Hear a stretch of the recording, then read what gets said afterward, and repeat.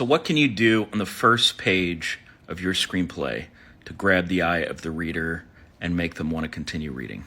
Well, I'm going to read the opening of two different pieces, and you tell me which one you want me to keep reading. You can see the Golden Gate Bridge, sunrise behind the bay. Then an external shot of an apartment building south of Market Street. There is a shot of a window of the room. It is furnished simply.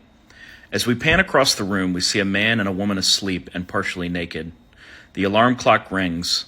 The man reaches to the clock and turns it off. He sleepily arouses and puts on his shorts and walks slowly to the bathroom. He closes the door. Pan back to the woman waking up. The man comes out of the bathroom and smiles tenderly at her. Does that sound like a movie you'd like to make? All right, here is the second piece.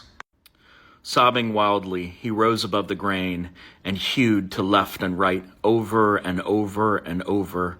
He sliced out huge scars in green wheat and ripe wheat, with no selection and no care, cursing, swearing, the blade swinging up in the sun and falling with a singing whistle.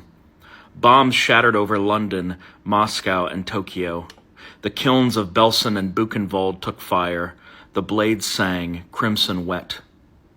Mushrooms vomited out blind suns at Hiroshima and Nagasaki, and the grain wept in a green rain falling.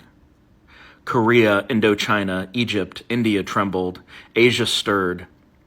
Africa woke in the night. And the blade went on. I can't get through it all.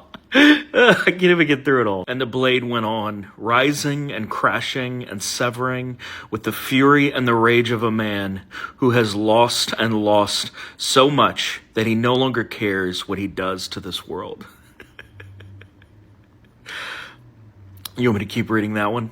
So, in my opinion, the first one is not very good. In fact, everyone agrees on that. It's the opening to Tommy Wiseau's The Room, okay? The second one is the first page of The October Country by Ray Bradbury. And Bradbury, in only 133 words, he is able to describe the destruction of the entire world by a Grim Reaper that's not a psychopath. That's a damaged man who's just lost so much, he's taking out his pain on the world. And that's what you've got to do. You've got to use your words to make it clear to the reader that the emotions you have in store for them are worth feeling. And that's the power that writing has. It's the power that you have as a writer, and you don't need to outsource it to some guru who has a formula.